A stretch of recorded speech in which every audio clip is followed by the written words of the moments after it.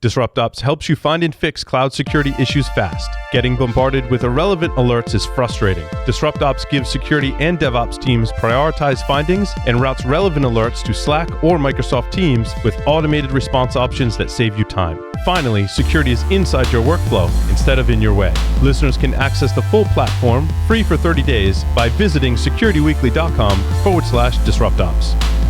When it comes to web app and API security, the choice is simple. You can choose Fastly's security solution that teams will actually use in full blocking mode, just like 90% of their customers. Or you can stick with costly options that you probably just turn off. You can get Fastly's all-in-one platform that protects apps everywhere they live, however they're built. Or departments can agree to disagree. You can go to securityweekly.com/Fastly to learn more. Or you can just wish you had. Looking to improve your web application security? Probly is reinventing web application security. Probly focuses on the vulnerabilities that matter, eliminates false positives with evidence-based scanning, and provides a simple point-and-shoot solution that is easy to use. Probly's thorough coverage ensures accurate identification of vulnerabilities in any modern web application or API. Improve your web application security processes by visiting securityweekly.com/Probly and start your free trial today. Welcome back to Application Security Weekly. I'm your host, Mike Shima, joined by John Kinsella. Do you want to stay in the loop on all things Security Weekly? Visit securityweekly.com/subscribe to subscribe on your favorite podcast catcher or our YouTube channel. Sign up for our mailing list, join our Discord server, and chat with us live as we live stream these. And follow us on our newest live streaming platform, Twitch. Security Weekly is ecstatic to announce that Security Weekly Unlocked will be held in person this December 5th through 8th at the Hilton Lake Buena Vista.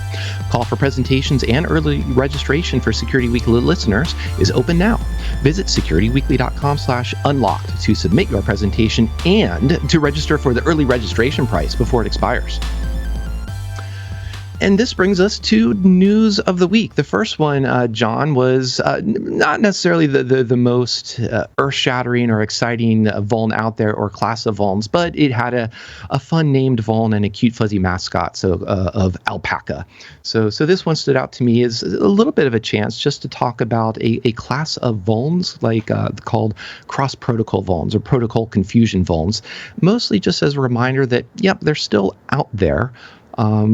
But they're not necessarily the top of mind that everybody needs to worry about. In other words, using a web browser to try and force it to hitting something other than 80 or 443, hitting an SMTP endpoint or some other text-based protocol, and see what shenanigans can be done with that protocol, or, for example, leaking cookies out of the browser. So this was it was a new type of survey, or a new survey on this that's more about how pervasive is it, what does it look like in modern browsers, modern applications, and just thought it was neat to highlight from that point. But not sure if it deserves much more in-depth discussion on that. I'm not sure. Did some ALPACA come out and bite you, John? I'm working on a jingle for it, and I'm close, but I don't quite have it yet. If you liked it, then you should have put an FQDN on it. Ooh, okay. No, it's close. It's not quite there. Getting close. The other choice was, if you liked it, then you could put a domain name on it, and that has less of a ring still. This was, I think, I didn't see that. It's funny. I didn't realize it was named until over the weekend. I saw this last week, probably on a mailing list. What was interesting about then to me was it obviously was pretty focused on, or at least where they had wins was around mail servers. And you were just talking about how it's not going to be top of mind to folks. I mean, that's going to be even less of mind. Send mail, postfix, things like that. We still have folks using it, but it's not like the same as doing ransomware against a meat packing plant. Unfortunately, right. It's I think that the thought here, which was interesting to me about this, is as we push more and more towards telling people to use a framework that does a lot of the heavy lifting for you, either if it's a web server framework or an FTP server framework, you get the idea. But is that going to result in, if there's a cross protocol issue like this in that framework, how does that affect? How does that get amplified out to the folks that are using that framework? And I think that's an interesting aspect to think about, and for those guys to be testing.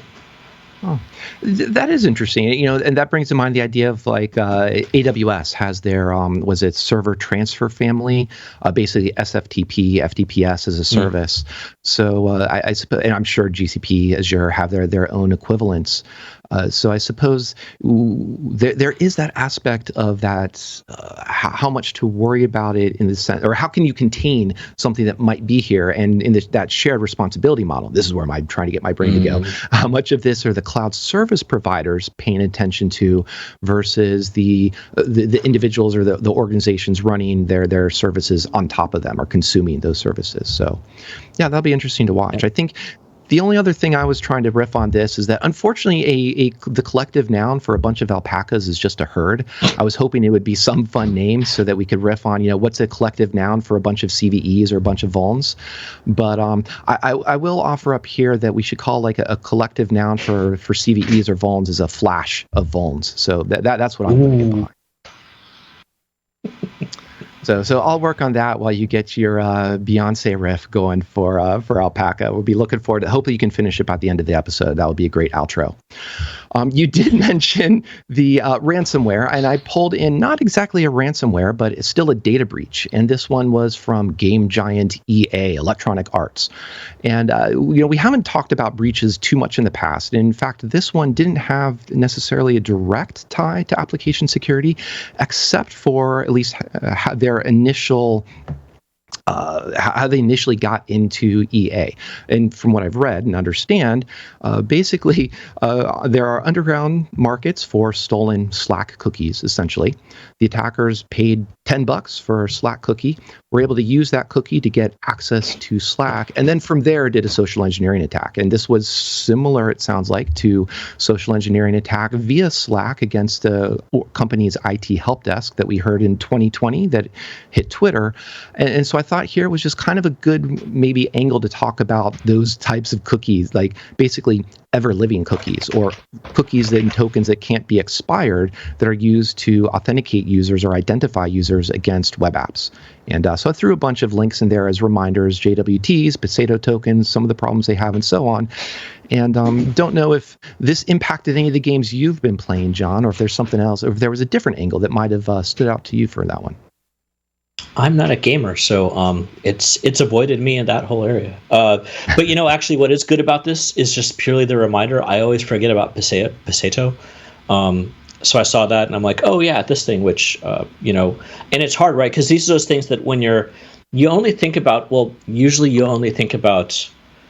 And I'm going to be loose with my phrases. I know I'm going to get hate mail about it. You only think about authentication and authorization. Frameworks and concepts, usually when you're first designing or creating an application. Very seldom do you go back in and rip one out, put another one in.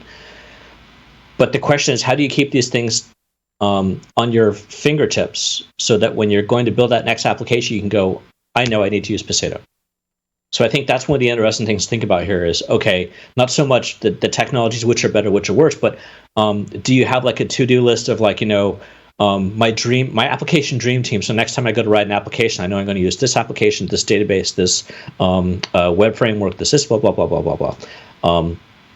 And maybe that's what you do and just keep it in a file or something. But I think that would be my interesting part about this. Yeah, I like that because to me it sounds a lot of the learn from lessons of the past and iteration. And it's sort of when you have a chance to refactor something, I guess the other chance is you don't have to maybe necessarily wait to build a new and different service. I've always been a fan of refactoring applications. Now, obviously, there's a lot of time and effort that goes into refactoring versus actually building new features. So there's definitely a discussion to be had there. But to your point, I think, what do your threat models look like if we're talking about to call back to the last segment? And are your threat models around long-lived cookies? Are your threat models around how do you revoke a cookie if it has been compromised? Do you want to have sessions be limited to 8 hours, 12 hours, a week, or 30 days? And these get into those product design requirements and discussions that are trade-offs between usability and product security. So these are natural points of, I'll say, friendly contention as in terms of product versus security, but things that should be at least come through with a considered approach to say, what are the consequences of what could happen here? Speaking of other consequences, I found two different vulnerabilities or two different disclosures that I just kind of had to read and remind myself that we are in fact in 2021 because wow, just these are dead simple vulns. And again, on that theme of software assurance maturity models, I was just scrambling. The phrase that kept coming to mind was, it literally just is passing a command as part of an SSH connection. Literally just a shell escape via VI, colon bang. It's easier to escape into a shell from VI than it is to exit VI, basically. So, I think these were some of the things that I was just, the first article was this Akkadian provisioning manager. And it's not so much that's, maybe nobody even has heard of that, but it's just the vulnerabilities here are just so simple. I also mentioned there were some hard-coded passwords, hard-coded credentials, and configuration files. These are all things that are basically checklist available. And speaking of tools, just looking for an sprintf and seeing how that's used, and in this case, misused as part of a string concatenation for building a command line. So these seem like really simple things that have solutions, I want to say, in 2021, but clearly aren't solved in 2021, considering the article that we're looking at. Yeah. What do I say about this? I mean, talk about a flash of vulnerabilities. You gave me a moment of introspect there. I think the first system I compromised very, very many years ago was through a VI escape. So thanks for bringing back that little flashback to me. Someone had me in a limited shell, and nice. Yeah, I managed to get out of that. I won't say more about that for self-incrimination reasons. Dude, yeah, I mean, some of these are low-hanging fruit, is being generous. So, and that's not 2021. That's just, and I'm sure the people who did this, right? Let's step back and think about it for a second, because I think it's whoever did this, either they purely didn't know, or they were purely in a rush to get something out the door. And I was talking with someone over the weekend about marketing-driven startups versus engineering-driven startups. This is always a thing, but you have to at least be giving some of these things some level of not just lip service, but at least really thinking about it. They're not hard to fix, but it's probably just being developed by one person by themselves, right? So if they even had like someone else to bounce the ideas off or like review what they're doing, they'd be like, "What the hell are you thinking?" Like, "Oh shit, you're right. That's dumb as all crazy," and we wouldn't be here talking about this. But unfortunately, that's not the case. And so the question is, if you are a soul cowboy, how do you get that outside thought? A review, right? Because you're not going to just, if you're working on a commercial product like this, you're not going to post it on GitHub and say, "Hey guys, what did I do wrong?" Do you bring in a consultant? Do you hire like another developer to sort of tag along and sort of review what you're doing? I think that's probably it's worth thinking about for some people, and that's the hard part of when you're so small that you don't really have the resources to be able to, either the time resources or just, like I said, another person, another pair of eyes. So that's how do you deal with this at that point? And I think that's the valid part of what you're saying around refactoring, right? Most engineering managers, when you say, "I'm a fan of refactoring," they're going to be saying the door's over there. But at the same time, yeah. It's for this, obviously, if R7 found this many bugs that quickly, I'm guessing we'll be hearing about that again. We'll be hearing about that again, yeah. And I think if there's another theme for this show, is bounty hunters as well. And to your point too about how do you engage someone to get help? Where is my security feedback? This is the type of thing where a bug bounty might have gotten lucky and come across this, but you wouldn't go straight to a bug bounty to expect just randomly they're going to find these types of vulns. I think, speaking from a maturity model perspective, you do need to engage third-party pen testers, third-party security, just design reviews, someone with some expertise to say, here's some threat modeling, here's some tools to run through literally just a grep for some commonly misused functions like sprintf, or seeing how command lines are being used and things like that, and just having that security feedback to say, there's a couple design flaws here. Let's work on these design flaws. And quite honestly, they're not necessarily even that difficult to fix either. So luckily, this is a good case where there's a lot of really well-known vulnerability patterns, as well as some really well-known, design patterns to prevent them. So yeah, I think the question comes down to, how do you find that either first hire for the security team in this sort of marketing versus engineering driven type of startups? That's an interesting way of putting it, or a good way of putting it, because the marketing that's going to come out of this is not going to be the best marketing, considering it's, here's a bunch of, here's your flash of vulns that some third party found in all of your software. And to dig in that a tiny bit deeper, this is more for the the managers or the co-founders or potential potential co-founders out there that be thinking about this. It's not just getting a pen test done, right? So a good portion of startups out there. I mean, one of the trends I've seen over the last 18 months is small startups under 30 employees getting their SOC 2. That means you're both elephant shooting for a larger org that demands a SOC 2 when you're probably not ready for a customer. But so there's a few different aspects around that. But what I've seen happen more than once is they go in to get a pen test done as part of that SOC 2, the initial SOC 2 type 1, and they go and they find the lowest bidder. And I won't say it's a point and click pen test, but it's probably pretty damn close to it. So you're going to get what you pay for, particularly in that area.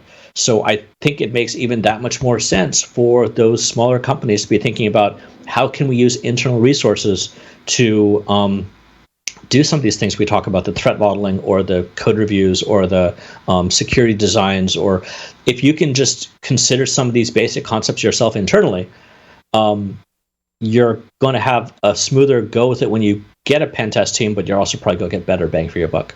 And we probably said this 10,000 times, but I'm saying it again. I think we have. Speaking of saying things 10,000 times, I also threw a link in here to the Cyber ITL, which I probably mentioned maybe only 9,999 times, but still, I like that project because it has some great examples of hardening binaries. And this is something that I think in both of these cases, they could have benefited from. Just a reference of, do you have ASLR turned on? Do you have DEP turned on?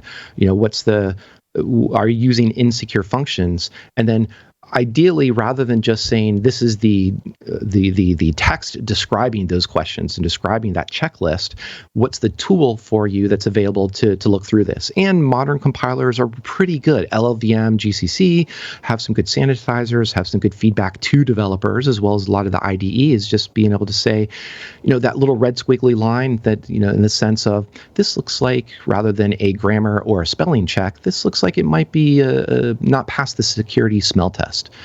So I think the other thing that I will add on to what you're saying too is, clearly you do need that human feedback, human advice, but fortunately we're also getting a little bit of the tooling advice too to help these engineering teams have a better appreciation or quicker understanding of where they might be making security mistakes, or at the very least, easier ways to harden their binaries to make these types of mistakes less consequential when exploits do come out. And I think that's a good way to possibly segue into a fuzzer. Or actually, let's talk about the mobsfscan. This is using semgrep, and I found it from Clint Gibbler's TLDR-sec. And Clint is also a big fan, understandably, of semgrep, as well as I think a lot of the security community has been a fan of this. And it's basically semantic grep.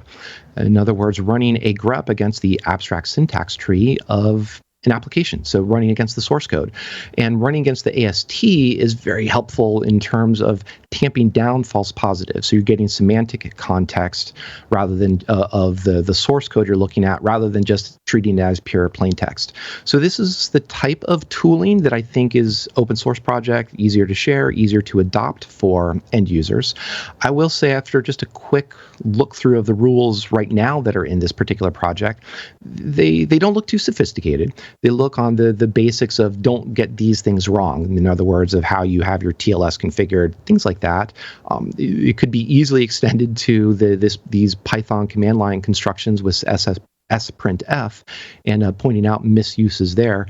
So I think there's a lot of ways to expand it, but I wanted to share this just as a tool out there that people are working on and to adopt, because I don't think we've been touching on tools enough lately. Yeah, this is, it didn't get a ton of looking from me, just from the pure point it's using languages I don't use right now, Java, Kotlin, Swift, and Objective-C. Right. But still, yeah, I mean, it's a young project, 32 stars, but I think they're off to a really good start. I like that, even a project that young, they've already got their plugins for GitHub Actions and stuff like that, so it's allowing people to be able to test and use and consume these type of tools easier and easier. So hopefully the rule set either community will help them with, or they'll focus on a little more. Yeah, and good point about the GitHub Actions is meaning that this tool now is actually usable at the scale and the techniques that organizations need. Meaning, rather than I'm just going to download this and run it on my laptop against the code base, we could actually plug it in some automated fashion, and then over time, actually, fingers crossed, see the rule sets evolve into something that are some good consequential types of flaws and vulnerabilities they'd be looking for. The other thing on... Oh, go ahead. Well, to talk about that one for a second a little more, since we want to talk about tools, I think this is one of the really interesting things about the GitHub ecosystem over the last 6 or 8 months, is that you land on if I come to a project like this normally, if I see it off Clint or whoever else, okay, cool, you're browsing through, it's a scan or whatever else. But now, since they've actually registered this as a plugin with GitHub, when I come to a project on GitHub, the first thing I see says, use this GitHub action with your project, and I can click to view it in the marketplace, and off we go to the races. I think, while a few years ago, and I have to coach myself here, I still am a very big fan of GitLab. I think my company actually released an announcement with GitLab, some sort of partnership today. I haven't read it too closely. Apologies, bad employee. And they're probably doing this as well. But as I see this on GitHub, this is what what I was saying is 5 years ago, if I was when I did a startup, I wanted my code off net, right? I wanted my own little private GitLab that no one else can touch or any issue with it. It's becomes more and more tempting in this type of world. GitHub has so far shown us pretty good security, right? There's been no compromises I know of around that. So if I put my stuff on here in a private repo, and I'm able to start dropping in actions and get closer and closer to doing everything in this one fairly nice platform, which works quite nicely, that's something to think about. And that's I say it both as a recommendation for people to think about, but also a recommendation, particularly for Bitbucket, to think about how do they improve their game to get into this, and probably also same for Amazon's Code Spaces, and I can't remember what the other guys have. But it's once you have something on this sort of a scale, it's one of the better wins from Microsoft that we usually don't mention Microsoft's name when we're talking about it. So, kudos. And I think to bolster your point, we've seen a lot of those organizations like GitHub also really embrace the concepts of, call it zero trust, blah blah blah, whatever the current term for that is.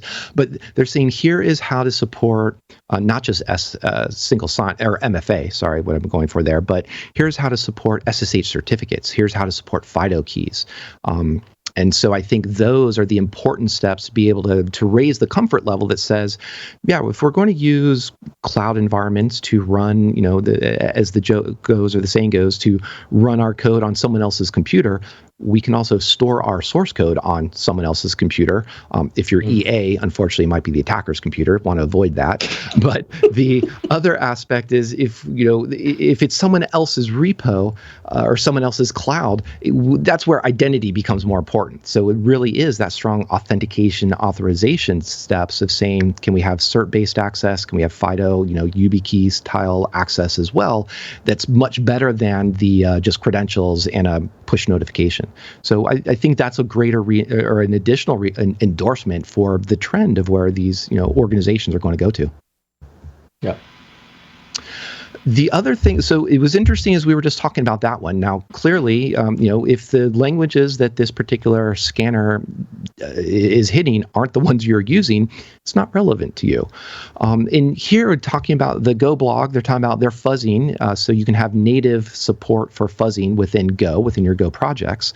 And here, my question to you, John, is not so much are you using Go, and is this one of those languages that does hit your sweet spot, so to speak, of programming, but calling back to our last segment with Seba and talking about maturity models, I'm curious how many people are actually doing fuzzing, and I've been a fan of it, but as much as I say I'm a fan of refactoring it, I'm a fan of fuzzing, I may be in kind of a minority of a fan of things that a lot of engineering teams just aren't doing or just don't have the time to do, and I'm curious if you've seen that as well.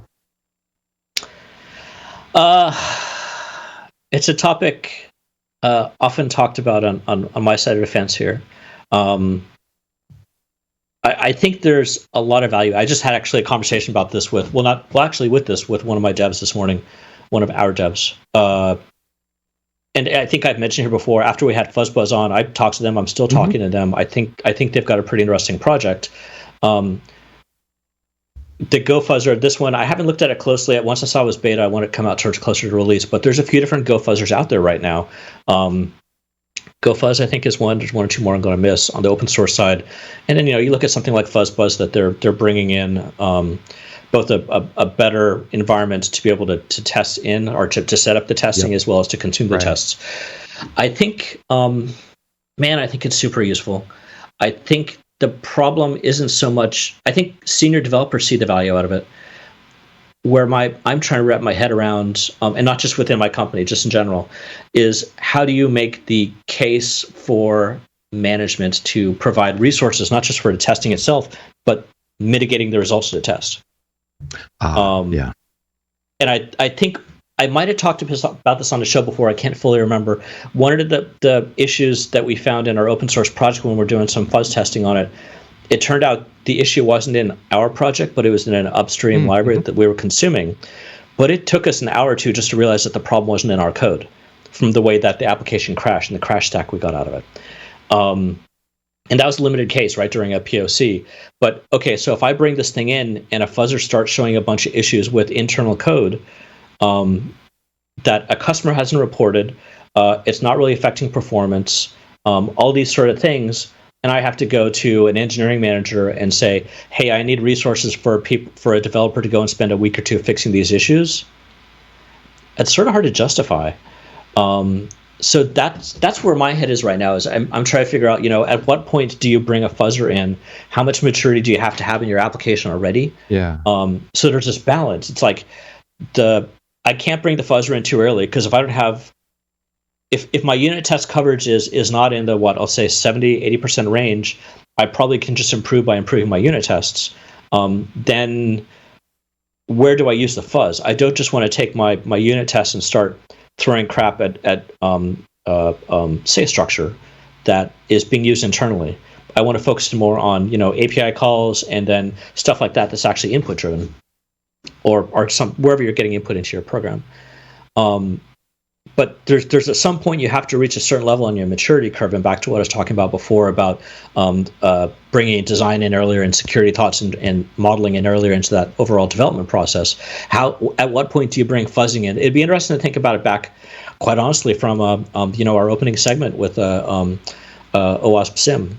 How do you when along that maturity curve do you say, okay, let's bring our testing to a next level?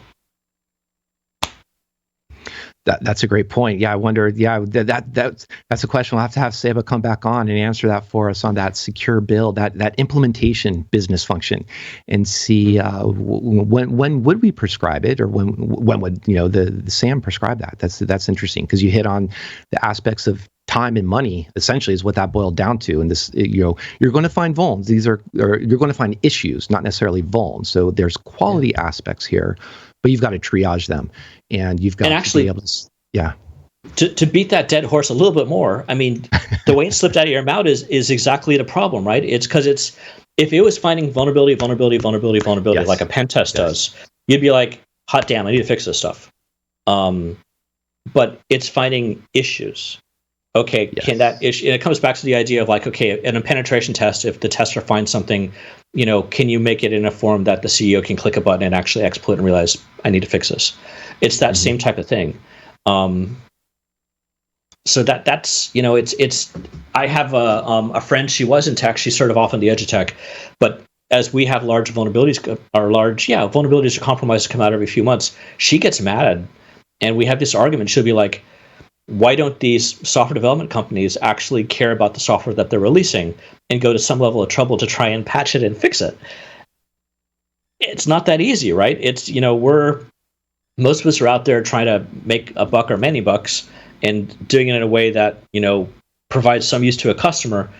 And if the customer, at some point in most companies, a customer will come to you and say, you need to clean up your act and start improving this. I think that's definitely when a fuzzer gets involved. Hopefully it happens before that. And that's so, yeah, it has been a thought in my mind for the last few weeks now, trying to figure out how do I bounce this, when do I bring it in? I think that's a great setup for hit one last article before we have to close out here. CISA came out and said, hey, OT network operators, you got to get your act together because ransomware is pretty rampant out there. And I linked to a PDF, and it's really short and also pretty simple, just on that theme of maturity models. These are, this document's focused on OT networks, operational technologies, but I think it's easily applicable to application security in the sense of have an inventory, whether it's your assets or your applications, BCP, disaster recovery, these types of things. Availability is part of the confidentiality, integrity, availability. It's part of your threat modeling. And there's, update to your software. In other words, check your software dependencies. There's good supply chain right there.